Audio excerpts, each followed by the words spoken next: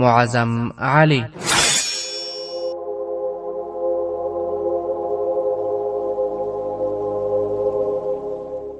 د ایمان، وطن او عدالت لپاره د انګریزي استعمار پر وړاندې د مبارزې اتل.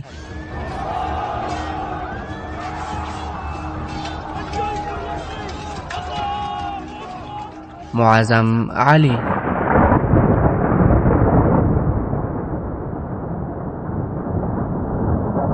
څلرویشتمه برخه.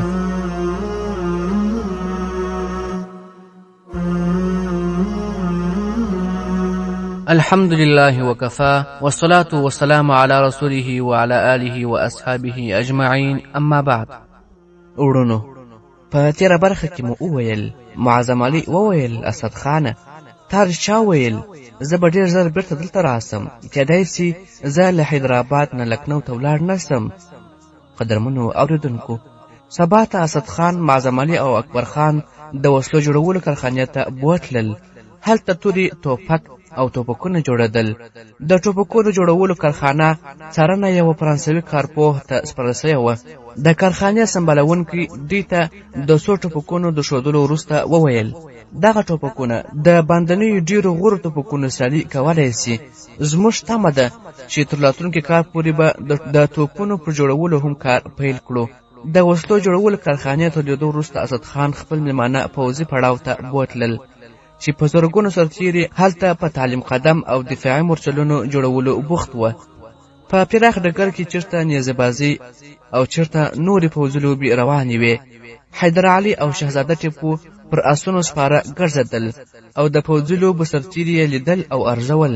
اسد خان معظم علي ته وویل که ته په میسور کې راوګرځې نو په هر ښار کې به دغسې جوش او ولولې وګورې. حیدر علي اراده کړې ده چې د وطن او له هر اوسېدونکي نه سرتیری جوړ سي. معظم علي پوښتنه وکړه د شهزاده ټیپو د زړه کور څه بندوبست کړی دی؟ اسد خان ځواب ورکړ حیدر علي ته د ټیپو د زړه کور مساله ډېره ارزښتناکه ده. د هغه استاد د وخت تر ټولو ښه غوره عالم دی. نواب حیدر علي دا وایي چې خدای ماته یوازې توره په لاس کې راکړې ده، خو زما د زوی په لاس کې به قلم هم وي. د ټیپو د هوښیارۍ دا حالت دی چې دې ته یې اړتیا نه وي چې یو سبق دوهم ځلې ووایي. محترمو اورېدونکو، د فرحت مور له خپلوانو کره تللې وه او فرحت په خپله خونه کې ناسته وه.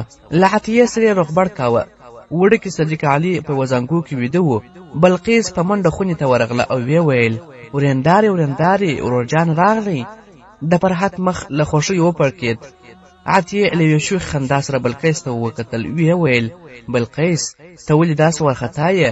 له ورورجان سره خو ستا نازولی هم راغلی دی که څنګه؟ بلقیس د پریشانۍ په حالت کې پرېکړه نه سوی کولی چې څه ورته ووایي. فرحت په مسکا ځواب ورکړ عطیې زما خور مه ځوروه، راځه بلقیس دلته راسه. بلقیس وړاندې راغله او د فرحت تر څنګ کښېناسته. عطیې بیا وویل ورېندارې رښتیا وایم بلقیس له څو ورځو راهیسې پریشانه وه او نن سهار لا زیاته وارخطا وه. بلقیس جګه سوه او په غوسه یې وویل ورېندارې خورجانه مې ځوروي. فرحت وویل نه، زما کشره خور به نه ځوروې. عطیې وویل ورېندارې دا هسې د دروغو غوسه ده، هسې پر ما رعب غورځوي، په زړه کې پټه خاندي. فرحت وویل هوکې ته رښتیا وایه، دا خو رښتیا خاندي. بلقیس په بیړه له خونې راووتله، خو چې له دروازې نه د باندې راووتل ودرېده او بېرته یې خونې ته وروکتل. ویې ویل ورېندارې ورېندارې هغه پاس را روان دی. عطیه ورخطا غوندې سوه او په منډه دروازې په لور راغله. چې کله له برنډې نه تېره سوه او خپلې خونې ته روانه سوه نو بلقیس ناڅاپه په کړسنده وخندل. ویې ویل خورجانې ته ولې منډې وهې؟ هغه خو د ماما دفتر ته تللی دی. عطیه مخ راواړوه او ورته ویې ویل تیاره شیشکه یې. څو ورځې وروسته د همدې کور په لاندني پوړ کې په یوه خونه کې عطیه او بلقیس د ناوې په جامو کې ناستې وې. د عطیه وره له شیخ فخرالدین کره تر 2 شپو تېرولو وروسته د بیرته تلو تیاري کوله. فرحت د ناوېګانو پر شاوخوا راټولې سوي ښځې یوې او بلې خواته کړې او وړاندې ورغله. د عطیه او بلقیس په غاړو کې یو د غمیو امیر ورواچوه. ویې ویل دا مو د ورورجان سوغات دی. د عطیه وره ډېره په ډنګ ډونګ راغلې وه. فخرالدین خور دې ته پرې نه ښودله چې خور یې خپلې لوڼې یتیمانې وګڼي. هغه دواړو نجونو ته پر ګرانبیه ګاڼو سربیره دوه پیلان او جیش اسونه ورکړل. د عطیې میړه یو نیکخویه ځوان و او معظم علي په لومړي ځل لیدو کې ورسره بلد سو. د رخصتېدو پر وخت یې معظم علي ته ډېر ټینګار وکړ چې ادهونیه ته ورسي. د عطیې ورا له رخصتولو وروسته معظم علي د مېلمستون هغې خونې ته ورغلی چې اکبر خان د واده په جامو کې ناست و. اکبر خان ته وویل ته په څه شرطو کې یې یاره؟ اکبر خان ځواب ورکړ هیڅ نه ورور جانه، په وار مې په ذهن کې راګرځي چې زما په سبب شیخ فخرالدین سیالانو ته کم راغی. د حیدرآباد امیرانو به پر ما ملنډې وهلې وي. زه پر واجونو باور نه لرم، خو د شیخ فخرالدین په سبب موږ باید له روهیلکن نه له ورا سره راغلي وای. معظم علي وویل اوهو ما ګمان کاوه چې ته به د پانیپت د جګړې په باب چرتونه وهې. شیخ فخرالدین تر تا ډېر هوښیار دی. که هغه د ځان ښودلو اړتیا لیدی نو په همدې ښار کې ستا د ورا لپاره 10,000 تن راټول کېدای سوای. ته ډېر نیکمرغه یې اکبره. ما ستا لپاره دغه نجلۍ په هغه ورځ غوره کړه چې د حیدرآباد په لاره له دوی سره ملګري سو. شیخ فخرالدین ټینګار کوي چې ته لږ تر لږه یوه اونۍ دلته پاتې سې او هم دومره ورځې به زه هم پاتې کېږم. وروسته به ستا مخه د روهیلکن په لوري وي او زه به سرنګابتم ته روانېږم. زه لکنو ته له تلو تېر سوم. هلته زما په شتمنۍ کې ته او شېرعلي یو شان شریک یاست. ما هغه ته لیکلي دي چې تر دې وروسته دې زما برخه تا ته درواستوي. نن ستا د چکرونو او سیل وخت تیر سو. له واده وروسته چې کور ته ولاړ سې نو نوي مسئولیتونه به دې په مخ کې وي. د اکبر خان سترګې راډکې شوې. ویې ویل ورور جانه زما په خیال کې هم دا نه راتېرېدل چې زموږ لارې به سره بیلې سي. زه ستا شتمنۍ ته هېڅ اړتیا نه لرم، خو ستا له ملګرتیا نه بې برخې کېدل راته له زغمه وتلي دي. که ته خامخا سرنګابتم ته درومې نو ما هم در سره بوځه، که نه وي نو په روهیلکند کې زما د کور دروازې ستا پر مخ پرانیستې دي. ته هلته ولې نه راځې؟ زه به دې هېڅکله هم دې ته پرېنږدم چې ته هلته یو پردی یې. معظم علي له مینې د هغه پر ورمېږ لاس کښېښود. ویې ویل اکبره ما خپل منزل پیدا کړی دی. زه د داسې ځای په لټه کې نه یم چې ځان پکښې پناه کړم، بلکې د خپل فرض احساس ما سرنګابتم ته بیایي. اکبر خان وویل نو بیا به زه هم د سره ولاړ شم. معظم علي وویل نه اکبره ستا دندې تا روهیلکند ته وربولي. ته زما په څېر یوازې نه یې، ته د یو قوم سردار یې او هغه خلک پر تا یو لړ حقونه لري. زما سره په ملګرتیا کې دي چې څه تجربې زده کړي دي هغه به لاره درښیي. زه غواړم چې تا د روهیلکند تر ټولو غوره سردار ووینم. زه غواړم چې کله هلته درشم نو ستا د قوم د هر سړي پر شونډو د خوښیو مسکا ووینم. زما تر ټولو ستره هیله دا ده چې ته د روهیلکند د مسلمانانو د ازادۍ ساتونکی سې او تر تا وروسته ستا زامن او لمسیان د خپل وطن د خپلواکۍ بیرغ اوچت وساتي. راتلونکې اونۍ ته له دې ځای لکنو ته یو کاروان روانېږي. شیخ فخرالدین غواړي چې ته له دې کاروان سره ملګری سې. لومړی هغه پر دې ټینګار کاوه چې ته همدلته پاتې سې، خو له ما سره چې خبرې وکړې وپوهېدې چې ته باید خپل کور ته ولاړ سې. له واده نه 10 ورځې وروسته اکبر خان له حیدرآباد نه د لکنو په لور روانېدی. بلقیس له خپلو 2 تنو خدمتکارانو سره په یوه ګاډۍ کې سپره وه. د اسونو او نور سامان د ساتنې لپاره فخرالدین کاروان بس ونه باله. له هغوی سره خپل 50 تنه وسلوال نوکران هم واستول. اکبر خان چې له ښاره راووت غوښتل یې له معظم علي نه رخصت واخلي، خو هغه ټینګار کوه چې تر څه لارې پورې ورسره ولاړ سي. له ښاره تر 1 میل مزله وروسته اکبر خان وویل ورور جانه ته ډېر لرې راسره راغلې. معظم علي ځواب ورکړ نه اکبره زه تر لږه لاره نور هم د سره ځم. له یو څه لارې مزله وروسته اکبر خان بیا هڅه وکړه چې خدای پاماني واخلي، خو معظم علي ترې بیل نه سو. تر دې چې ماښام سو کاروان له وکلي نه د باندې واړول. نوکرانو د بلقیس خیمه ودروله.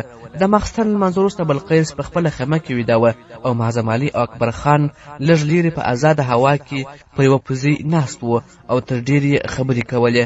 سبا ته د سهار لمانځه وروسته چې کاروان بیا وخوځېد نو اکبر خان وویل ورور جانه تا ځان ډېر په زحمت کړ، نور له دې ځایه وړاندې نه سې تللی، که نه بیا به تر روهیلکند پورې راسره ملګري کېږې. معظم علي ځواب ورکړ نه نور وړاندې نه در سره ځم، تاسو په خپلو آسونو سپاره سئ. او ګوره زه نه غواړم چې په سترګو کې مو اوښکې ووینم، خدای مو مل شه. معظم علي د خدای پامانۍ لپاره لاس ور اوږد کړ. اکبر خان د لاس ورکولو پر ځای ناڅاپه ورتر غاړې ووت. او په سلګیو ورته وویل ورور جانه نن خو زه ستا په سترګو کې هم اوښکې وینم. د معظم علي غږ په ستونو کې ونښت. ویې ویل ورځه نالایقه. د اکبر خان صبر نور ختم سوی و او په بیړه شاته سو او پر آس پښه واړول. کاروان څو ګامه تللی و. اکبر خان یو ځل شاته ورته راوکتل. د معظم علي پر شونډو مسکا وه خو سترګې له اوښکو ډکې وې. اکبر په زړه کې وویل خدای په امان زما ملګریه، زما انډیواله، زما وروره او زما پلاره، خدای په امان. معظم علي تر څه ځنډه خپل آس تر جلب نیولی و او ولاړ و. بیا یې پښه په رکاب کې کښېښوده او د آس مخه یې را وګرځوله. لږ دم وروسته هغه په یوه غونډۍ آس ودراوه او د کاروان وروستي څرکونه یې لیدل چې په ونو کې پټېدل. درېیمه ورځ معظم علي له وړوکي کاروان سره د میسور په لور روان سو. محترمو اوریدونکو، په سرنګاپتن کې له حیدرعلي سره د ملګرتیا ورځې معظم علي ته د خدای یو ستر انعام و. د میسور ځمکه د ده خیالي جنت و. په ژوند کې داسې خوښي نه وه چې ده نه درلوده. له یوه داسې کاروان سره یې د ژوند پر واټ ګام پورته کړی و چې د لاروي زړونه یې د باور پر خوږو ماړه و. د خپل مزل لیدلی و او د لارې د لوړو ژورو په اړه یې هیڅ اندېښنه نه وه. د ژوندي پاتې کېدو لپاره یو ارمان ته اړتیا درلوده او په سرنګاپتن کې له میاشتو کېدو وروسته دی پوهېدی چې د ژوند هره ساه د یو ارمان لپاره وقف دی. د حیدرعلي د پوځ د 500 سپرو د قمندان په توګه د په سرنګاپتن کې خپل نوی ژوند پیل کړ او د 5 کالو په موده کې د خپل وړتیا، زیار او له دندې سره مینې په سبب د سرنګاپتن د خوندي پوځ د 3000 ځوانانو اعلی قمندان وټاکل سو. د نظم، ډسپلین او چټکۍ له مخې کوم سرتیري چې د روزلی و د حیدرعلي په پوځ کې یو ځانګړی مقام درلود. سرنګاپتن ته د رسېدو په لومړي او دریم کال 2 ماشومان ورکره وژړېدل. پر یوه یې د مسعود علي نوم کښېښود او پر بل یې انور علي. له اکبر خان سره یې تر یوې مودې پورې د لیک له لارې اړیکې درلودې، خو ورو ورو دغه اړیکې وشلېدې. سره له دې چې دی ډېر بوخت و، خو د فرحت په ملګرتیا کې د ژوندانه میاشتې او کلونو یو خیال او خوب ورته معلومېدل. د ده کور د سرنګاپتن له څو غوره کورونو څخه یو و.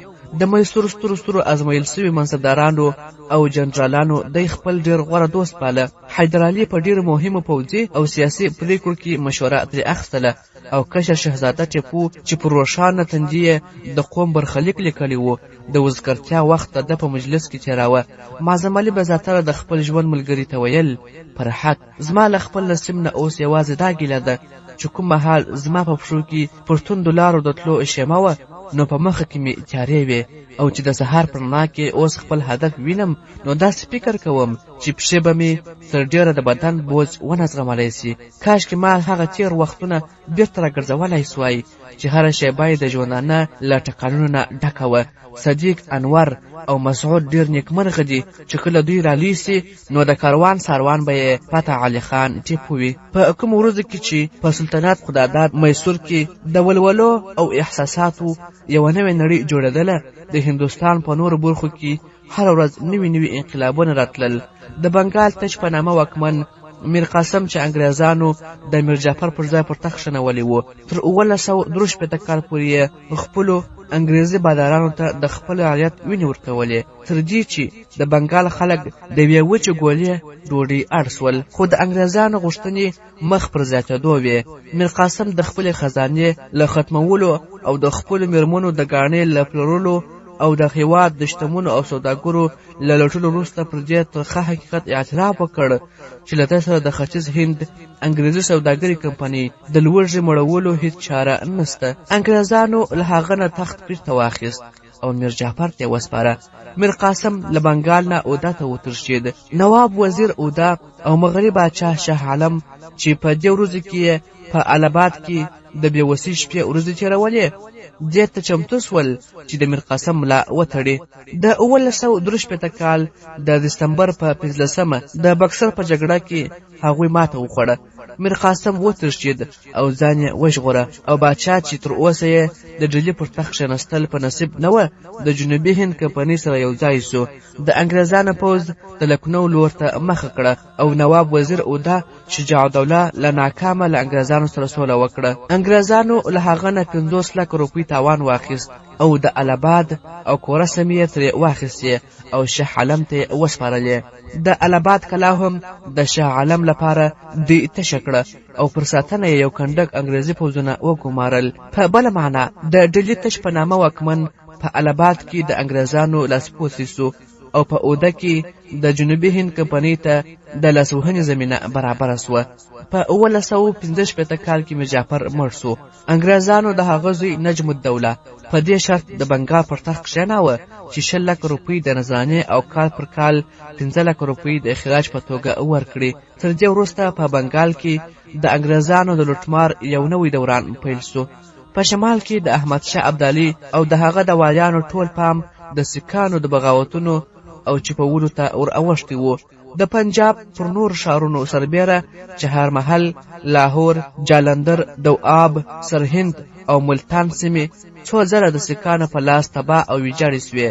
د احمدشاه ابدالي، نصرخان بلوڅ او نجیب الدوله فوځونو هغوی ته څو ځله عبرتناکې ماتې ورکړې، خو له بده مرغه د هغو شاندارو بریاوو سره سره د دې لپاره چې پر سیکانو د تل لپاره برلاسي پاتې سي په پنجاب کې داسې لوی پوځ جوړ نه سو. کله به چې احمدشاه ابدالي پرمختګ کاوه نو سیکانو به ډګر پرېښود او وبتښتېدل، خو چې هغوی به بیرته ولاړل دوی به له خپلو پټو مرشدونو راووتل او تر پخوا زیات مرګ ژوبله او لوټمار به یې پیل کړ. په جنوب کې مراټیانو بیا سر راپورته کاوه. هغوی چې په پانیپت کې کوم زخمونه خوړلي وه هغه ورو ورو بیرته ورغېدو وه، خو د هغوی پام د شمال پر ځای جنوب ته اوښتی و. دلته نظام او انګریزان د دې حریفان وه، خو دغه درې واړو ځواکونو اوس یو بل له نظره غورځول او د حیدرعلي لور ته یې پام اړولی و. د میسور سوکالي او پرمختګ او د هغوی واکمن د دوی ټولو د سترګو اغزغۍ ګرځېدلی و. د حیدرعلي تر واکمنۍ رانسکورولو لپاره په 1918 کې د دغو کجرانو، لیوانو او ګیدړانو ترمنځ یو تړون وسو. میر نظام علي له خپلو متحدینو سره د یرغل د پلان د بنګلور په لور پرمختګ پیل کړ او له هغه ځایه کوم 20 میله لرې د چیناپټنا پر مقام واړول. محترمو اوریدونکو، یوه ورځ شرکنده باران اورېده. د میر نظام علي په پراخه خیمه کې د نڅا او مستیو محفل تود و. د پوځ ستر ستر جنرالان د دښې او کیڼ لوري ته پر کرسۍ ناست و. یو پوځي منصبدار خیمې ته ورننوت او له فرشي سلام وروسته یې وویل: ښاغلیه، د انګریزي پوځ یو منصبدار همدا اوس اجازه غواړي ستاسو په حضور مشرف سي. نظام د ځواب پر ځای په غوسهناک نظر خپل پوځي سالار تهورجنګ ته وکتل. هغه له لږ ځنډ وروسته له خیمې راباندې ووت. نظام علي مشیر ملک ته وکتل او په ګیلمنه لهجه یې ورته وویل: دغه خلک په داسې باران کې هم آرام نه کوي. ما په وار وار دوی ته ویلي دي چې دغه موسم د جګړې لپاره مناسب نه دی. مشیر ملک ورته وویل: خو ښاغلیه، د مدارس د والي دا نظر و چې د برسات له موسم په لیدو مخکې باید سرنګابتم کلابند کړو. که د مراټیانو له لوري ځان نه وای سوی نو د دغې جګړې پرېکړه به د وخته سوې وه. نظام ځواب ورکړ: مراټیان تر موږ ډېر هوښیار دي، هغوی به تر هغو ډګر ته را نه سي چې نیمایي جګړه پای ته نه وي رسېدلې. د نظام د ساتونکو ډلو اعلی قمندان شمس الامراء وویل: والا مقامه، داسې هم کېدای سي چې هغوی تر دې زیاته هوښیاري وښیي او جګړې ته بالکل را نه سي. مشیر الملک په غوسه وویل: تاسو باید د والا مقام د دوستانو په باب داسې خبرې ونه کړئ. شمس الامراء ځواب ورکړ: وبخښئ، زه دا منم چې څوک تر ما زیات د نظام حضور زیات وفادار دی، خو تر څو مراټیان ډګر ته راونوځي زه د هغوی په نیک نیتي باور نسم کولی. د مشیر ملک د هیلې پر خلاف نظام د شمس الامراء د خبرې په تایید وویل: ته رښتیا وایه، موږ غلطي وکړه چې د مراټیانو له دریځ نه ډاډه نه وو او مخې ته راووتلو. شمس الامراء مشیر ملک ته له بریمنې مسکا سره وکتل او بیا نظام ته وکتل. ویې ویل: ښاغلیه، زه له پیله له دې پرمختګ سره مخالف وم. که مو د مراټیانو په تمه پر بنګلور یرغل کړی وای خدای خبر دی چې اوس به په څه حالت کې و. تهورجنګ بیا خیمې ته راننوت او نظام ته نږدې ورغلی. په ټیټ غږ یې ورته وویل: استازي د مدرس د والي له لوري کوم مهم پیغام راوړی دی او همدا اوس تاسو د پښو ښکلولو اجازه غواړي. نظام ورته وویل: ډېر ښه، نور مجلس ړنګ دی، هغه راوغواړئ. د نظام په اشاره نڅاګرې او سندرغاړي د خیمې له بلې دروازې نه د باندې ولاړې او لږ ځنډ وروسته یو انګریز منصبدار خیمې ته راننوت. له پوځي سلام وروسته یې یوه کڅوړه چې د ده تر ملا راځړېدله پرانیستله او یو لیک یې ترې راواخیست. نظام ته یې ور وړاندې کړ. نظام لیک ولوست او مشرموږ ته یې ونیوی. انګریزي منصبدار وویل: عالي مقامه، ما ته ډګروال اسمیت حکم کړی چې زر تر زره د دې لیک ځواب وروړم. نظام ځواب ورکړ: موږ ډګروال اسمیت ته لیکلی دي چې تر څو له مرهټیانو نه ډاډه نسو کومه پرېکړه نسو کولی. انګریزي منصبدار وویل: عالي مقامه، د مدارس والي تاسو ته په همدې لیک کې ډاډ درکړی چې مرهټیان د سرنګپتم په لور ستاسو د پرمختګ نه خبر سي نو د جګړې ډګر ته به راووځي. د هغوی د پوځ یوه برخه به له تاسو سره ملګرې سي او بله به یې په ملیبار کې زموږ سره مرسته وکړي. نظام وویل: خو که د باران دغه حالت وي نو ستاسو یو پلان به هم موږ ته د عملي کولو وړ نه وي. دغسې موسم یوازې د حیدر علي د نامنظم پوځ لپاره ګټور کېدی سي. تر اوسه پورې چې موږ څومره د خوراکي او پوځي شیانو د راټولولو هڅه کړې ده، له هغو نه نیمایي د دښمن لاسته ورغلي دي.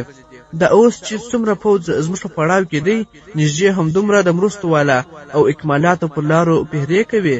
خو بیا هم د مرستو یو کاروان هم موږ ته روغ رمټ نه دی رسېدلی. که مرهټیان د تړون سره سم زموږ سره ولاړ وای نو موږ به له اوسنیو اندېښنو سره نه مخامخ کېدو. په دې خټو او اوبو کې که پرمختګ پیل کړو نو د ورځو مزل باید په اونیو کې وکړو.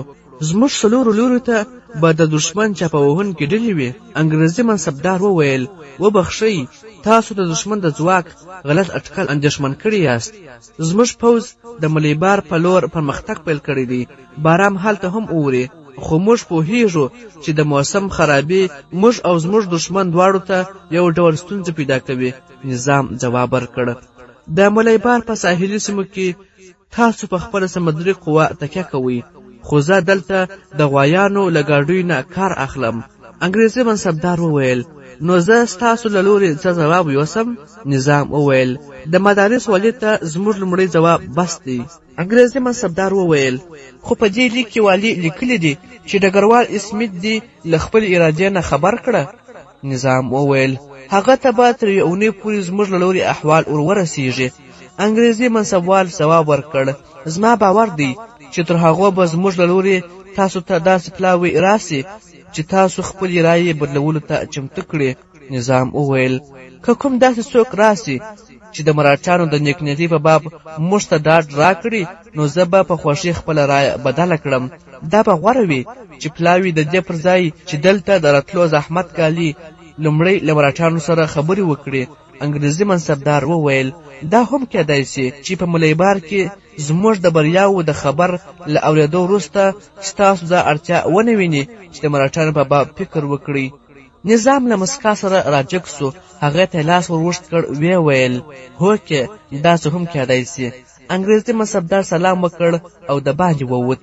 لږ ځنډ وروسته د نڅا او مستیو یو نوی محفل پیل سو او دغه محفل ډېر په جوش او مستیو کې و. یوې وینځې د نظام په پیاله کې شراب ور وڅڅول چې له خیمې نه د باندې د سپاهیانو شور اوچت سو.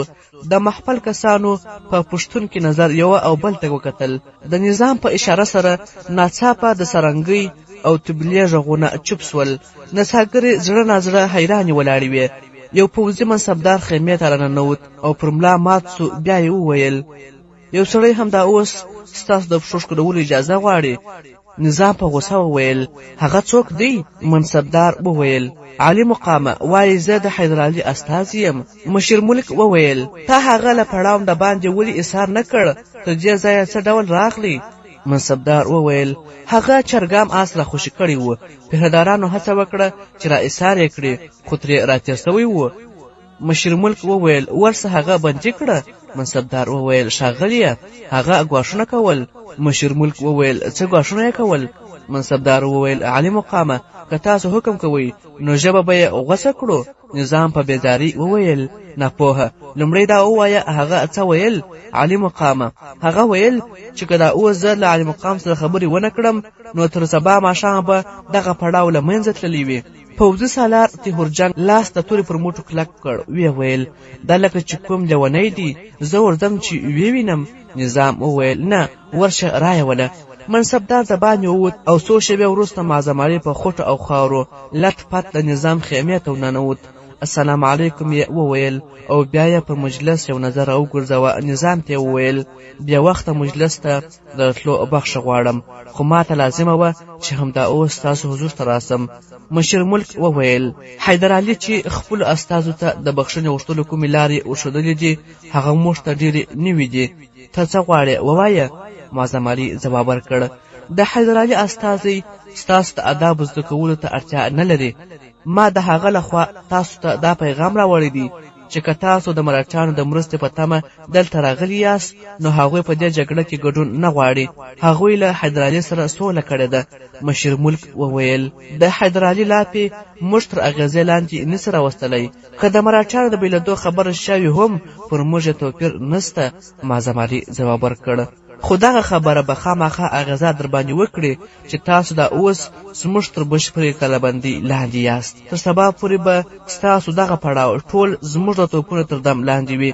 زه حیدر علي د دې لپاره نه یم رالېږلی چې تاسو ته د جګړې اعلان وکړم، بلکې د دې لپاره راغلی یم چې تاسو ته د دوستۍ لاس تر اوږد کړم. د حیدر علي دغه کار تاسو ته کمزوري او یا بې همتي مه ګڼئ. زه د دې لپاره راغلی یم چې پر موږ د دې هېواد راتلونکي ګرانه ده. نه غواړو چې راتلونکي نسلونه زموږ د غلطیو سزا وګالي.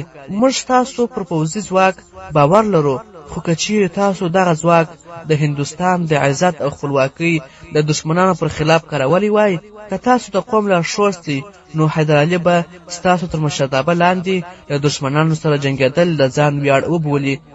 زه تاسو د انګریزانو پر خلاف یووالي ته رابولم، خو که تاسو له انګریزانو سره له جګړې نظرونه په ډډه کوئ نو د مراټیانو په څیر د هیڅ لوري پلوي مه کوئ او موږ سره پرېږدئ.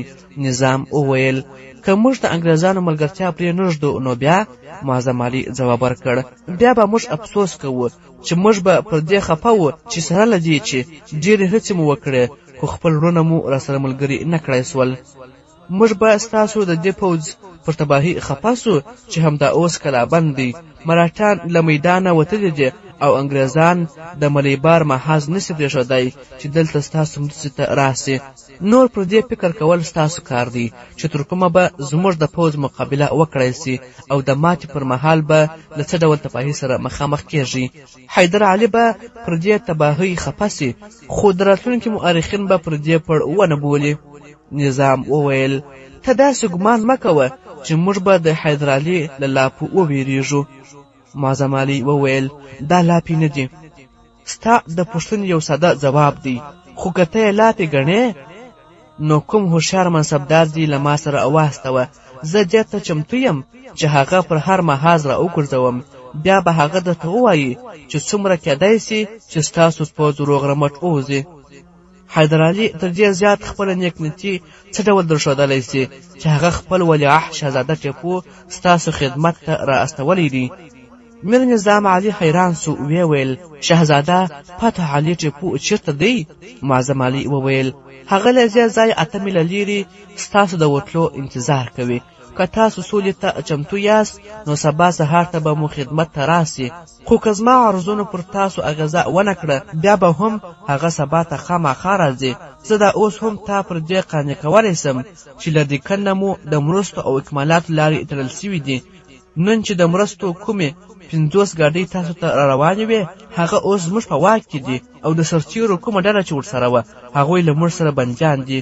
د دې ډلې د منصبدار نوم سولت خان دی. پر مجلس د لږ ځنډ لپاره چوپتیا خپره سوه. نظام یو په بل پسې خپل وزیران او جنرالانو ته کتل او بیا یې معظم علي ته وویل موږ له شهزاده ټیپو سره د سولې لپاره خبرو اترو ته چمتو یو، خو د دې خبرې ضمانت څوک ورکوي چې موږ کله له دې ځایه کوچ وکړو نو د میسور پوځ به نه راپسې کیږي. معظم وویل د میسور شهزاده ټیپو له لوري نه ستر زمت بل به څه وي که موږ غوښتلی چې تاسو ته زیان واړوو نو تر دې ښه وخت نه و. میر نظام علي وویل ته شهزاده ټیپو ته دا پیغام زموږ له لوري ورکولی سې چې موږ د سولې لپاره خبرو ته چمتو یو. شمس الامراء وویل علي مقامه که دې اجازه وي زه غواړم د دوی سره ولاړ سم. نظام وویل درته اجازه ده. لږ ځان وروسته معظم علي او شمس الامراء پر اسونو سپاره سول او د شهزاده ټیپو د هستوګنځي په لور روان سول. سبا ته د نظام په پړاو کې د شهزاده ټیپو د هرکلي لپاره تیاری نیول کېده او درېیمه ورځ په سرنګبتم کې پر دې جشن جوړ و چې د حیدرعلي زلمی زوی په خپل لومړي سیاسي سفر کې شاندار بری ګټلی دی او د نظام پوځونه له چیناپټنا نه بیرته د حیدرآباد په لور روان دی. د حیدرعلي پوځ چې له مراټانو او نظام نه بېغمه سول د تالاندې او توپان په څېر یې پر انګریزانو برید وکړ. تر 1909 پورې حیدرعلي د ملیبار څنډې ونیولې او انګریزانو په هره جبهه کې ماته وخوړه او د مدارس په لور پر شا تلل.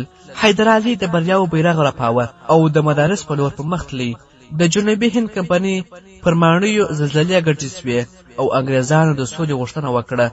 د میسور زمري ځواب ورکړ د سولې خبرې اترې به اوس په مدارس کې کوو. له مدارس نه 50 میله لیرې حیدرعلي د سولې شرطونه وړاندې کړل او انګریزانو ومنل. انګریزانو د حیدرعلي په رحم او کرم وو. که یې غوښتلی نو د مدارس کلا یې په 3 ساعتو کې نیولی سوای. مؤرخ د دې پوښتنې سم ځواب نسي ورکولی چې د مدارس د سولې تړون اصلي سببونه څه شي وو. دا د هغه بریمن پراخه حوصله او زغم وو چې په لوېدلي دښمن یې لاس اوچتول شرم باله او که حیدرعلي له شانه د مراټانو او نظام د پوځ له بریده ویرېدی. په هر صورت د دې سولې عملي پایلې چې زموږ مخې ته راځي نو ویلی سو چې دا د یوه ستر انسان یوه غلطي وه.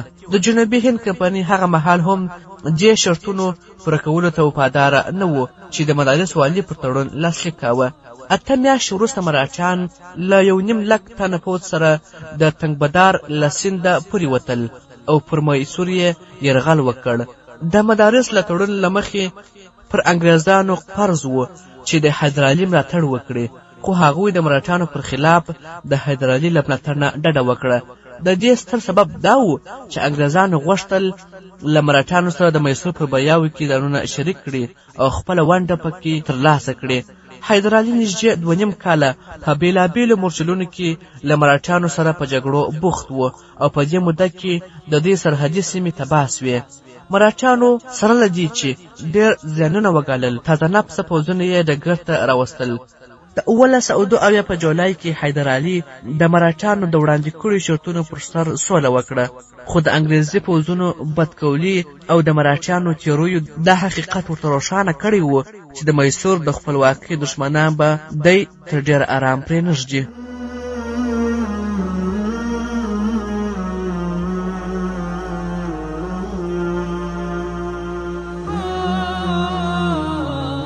محترمو اوریدونکو دا چې نور څه حالات مخته راځي دا به په راتلونکو برخو کې واورو.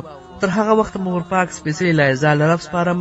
شاد آباد او ودان اوسئ. السلام علیکم ورحمة الله وبرکاته.